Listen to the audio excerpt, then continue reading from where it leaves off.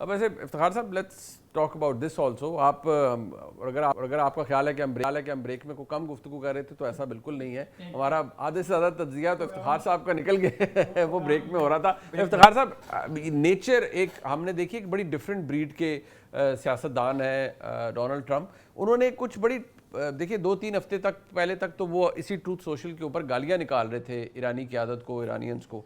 But how do you rate him, like now that we are here? उनकी जो अब statements हैं उन पे एतमाद किया जा सकता है जिस तरह से वो एकदम बदलते मेरा हैं? ख्याल है कि अमेरिका के अंदर जो दबाव बढ़ रहा है वो भी वन ऑफ द रीज़न एक, और दूसरा इतना गैर जिम्मेदार रवैया जो यूनाइटेड स्टेट्स ऑफ अमेरिका के सदर का नहीं होना चाहिए।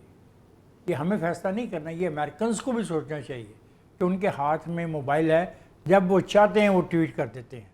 कभी वो कहते हैं कि मैं ईरान की जो तहजीब है इसी को ख़त्म कर दूंगा, फिर कभी कहते हैं ये तो मामले 2 दिन का 4 दिन का मामला है, ये तो मसला ही कोई नहीं है, फिर कहते हैं हम बात ही नहीं करते हैं, फिर तमाम जो वादे करते हैं उनसे मुकर जाते हैं, और फिर वो कह रहे हैं कि जनाब आज मैं बिल्कुल तैयार हूँ, वो तो डॉक्यूमेंट तो बिल्कुल तैयार है, जेडी वैंस जा रहा है, बस कुछ घंटों में पाकिस्तान पहुँचने वाला है, रात गए दस्तखत हो जाएंगे। समझ नहीं आ रही, 2 घंटे पहले की बात में मैं यकीन करूँ दुनिया के इतने ताकतवर मुल्क के सदर की, या इस बात पर यकीन करूँ हम ईरान में सही डील कर रहे हैं। अब हम ईरान में सही डील कर रहे हैं से मुराद क्या है, और आज क्यों कर रहे हैं? इतनी तबाही के बाद, इतना अपने आप को नुकसान के बाद, और ये मनी वक्त बताएगा कि खुद अमेरिका का कितना नुकसान हुआ है। उसकी जो तैयारे थे, जो उसके मिसाइल थे, जो उसकी ये जो डिफेंस में जो उसको नुकसान उठाना पड़ा है, वक्त साबित करेगा उसको कितना नुकसान हुआ। एक ठीक। दूसरी बात मुझे समझ नहीं आती कि मुज़ाकरात में ब्रेक थ्रू हुआ तो मैं ईरानी क़यादत से मिलूंगा। अब ये दोनों चीज़ों में कंट्रडिक्शन खुद ही है। एक तरफ वो कह रहे हैं कि रात को बिल्कुल साइन होने वाले हैं, डी वैंस साहब को जहाज उड़ पड़ा है, फिर एक फिक्र ऐसा कहते हैं कि मुज़ाकरात में ब्रेक थ्रू हुआ तो ईरानी क़यादत से मुलाकात होगा, फिर शक क्रिएट करते हैं। बहुत खौफनाक रवैया है। एक बात को ख्याल रखा जाए कि चीन और ईरान के जो मफादात हैं वो बहुत गहरे हैं। चीन बहुत बड़ा सप्लायर है ईरान को असलहे के मामले में, चीन तेल उनसे लेता है। इस खिते में इतना बड़ा खला नहीं पैदा हो सकता कि जो एक तरफा हो। लेकिन एक सवाल मैं आप सब दोस्तों से करूँगा, ख़ास तौर पे पाकिस्तान के दानिशवरों से, क्या ये जंग जो हो रही है हमारा तल्लुक़ सिर्फ अमेरिका से ही है? What is the guarantee from Israel?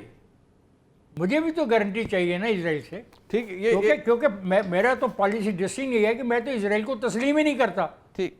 मुझे ये सारे जो लोग हैं ये क्या गारंटी देते हैं कि इजराइल कोई साजिश नहीं करेगा मेरे किसी दुश्मन के साथ मिलके, मेरे किसी बॉर्डर के ऊपर बैठ के? क्योंकि हम कहते हैं कि पहलगामा में इजरायली मौजूद थे उस वाक़े से पहले, ये कहा गया, ये रिपोर्ट हुआ है। अच्छा, ये डॉक्टर साहब ये एक बताइएगा चीमा साहब कि ये इज़राइल वाला जो एलिमेंट है, ऑब्वियसली इसकी अहमियत है, हम अमेरिका सेंट्रिक के गुफ्तगू या उसके ऊपर एक तज्जिया करते हैं, but do we want a guarantee, या ईरान को भी एक गारंटी तो चाहिए होगी कि उनके खिलाफ कोई हॉस्टिलिटी नहीं होगी, बट जो हॉस्टिलिटी ओवरऑल इजराइल की एज अ स्टेट है टुवर्ड्स ईरान, आपको लगता है वो कंटेन्ड रहेगी if there is an agreement between Iran and America? देखिए, पहली बात तो ये है कि मुनीब साहब और इफ्तिखार साहब, पहली बात तो ये है कि जब से ये सीज़ फायर हुआ है तो ज़ाहिर बात है इजराइल भी उसको जैसे वो कह रहे हैं ना, they are abiding by the ceasefire. एक बात तो ये है, उन्होंने भी ईरान के ऊपर दोबारा हमला नहीं किया। वो लेबनान में जो करते रहे वो एक सेपरेट केस था जिसको बार बार अमेरिका ने कहा, लेकिन इजराइल के ऊपर आपको पता है सबसे बड़ा स्पॉइलर है, और अभी भी जो नेतन्याहू है उसके ऊपर करप्शन चार्जेस हैं, केसेस इस पिछले मंडे से लगे हुए थे, और वो भी है कि जैसे ही एमरजेंसी सिचुएशन इजराइल में ख़त्म होगी उसके ऊपर केसेस जो हैं वो लगेंगे, और वो कुछ कोर्ट्स में आए भी हैं, और अभी वो जाके रिक्वेस्ट भी कर रहे हैं कि इसको पोस्टपोन करें। तो वो जंग को इसलिए भी जारी रखता है कि उसको फ़ायदा, पॉलिटिकल बेनिफिट जो है वो मिलता है। दूसरी तरफ से हमें पता है वो स्पॉइलर हैं, उसका किरदार स्पॉइलर के अभी भी 4 दिन 6 दिन पहले सीज़ फायर से वो यही कह रहा था जंग जारी रखो, इसको बहुत फ़ायदा हो रहा है हमें, हम ईरान को बहुत कमज़ोर कर चुके हैं। लेकिन अमेरिका के देखिए अपने भी इंटरेस्ट हैं, ये इसमें समझने की ज़रूरत है और आज वक़्त जो इम्पोर्टेंट चीज़ ये है कि इज़राइल की बहुत ज़्यादा सपोर्ट अमेरिका में ख़त्म हो गई है। अभी कल प्यू पोल परसों एक आया हुआ था जिसमें वो था कि जो व्हाइट इवेंजिकल्स हैं और विद इन जो रिपब्लिकन पार्टी है वो बहुत ज़्यादा वो समझते हैं कि इज़राइल जो है वो उसके ऊपर एतबार नहीं किया जा सकता। डेमोक्रेट्स की के अंदर इज़राइल की सपोर्ट जो है वो माइनस में चली गई है।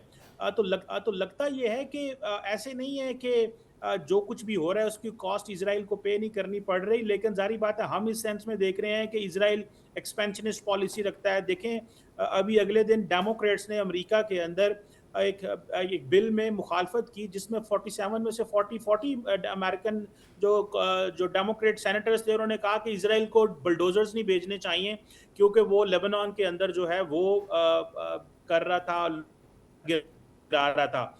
और आप इमेजिन करें उसकी बदमाशी का ये आलम है कि वो कंपनीज उन्होंने हायर की हुई हैं कि अगर आप इतने घर गिराएंगे तो आपको पैसे मिलेंगे।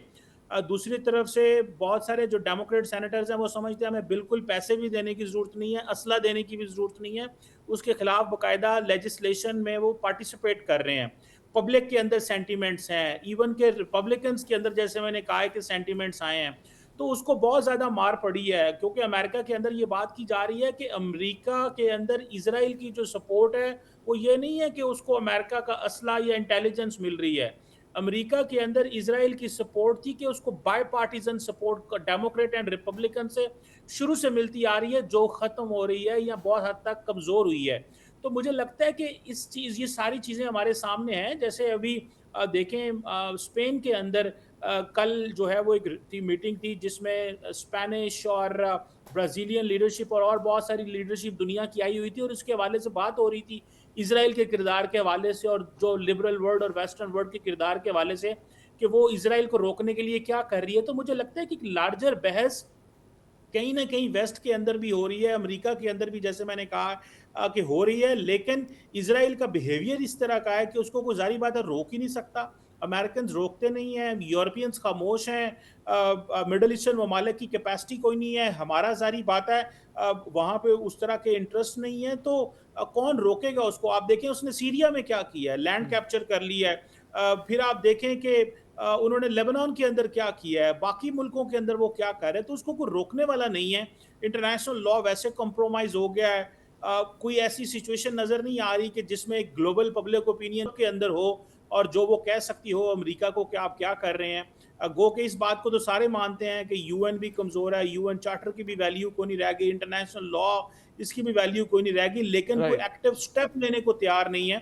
लेकिन ओवरऑल मैं समझता हूँ कि इज़राइल की जो पोजीशन है वो कॉम्प्रोमाइज़ हुई है, लेकिन उसके ऊपर एतबार भी नहीं किया जा सकता और मेरा ख़्याल है इस जो एग्रीमेंट हो रहा है इसमें गारंटीज़ ज़रूर हैं, और वो गारंटीज़ होंगी कि ईरान के ऊपर हमला ना हो। अदरवाइज़ तो कोई मेरा ख़्याल है तुक नहीं बनता कि अगर गारंटीज़ भी नहीं मिलती तो ईरान बहुत कुछ अपना क्यों कॉम्प्रोमाइज़ करेगा कि अगर वो यूरेनियम एनरिचमेंट के ऊपर कोई मोरेटोरियम लगा रहा है और गारंटी भी ना हो जंग के आइंदा उसके ऊपर हमला नहीं होगा।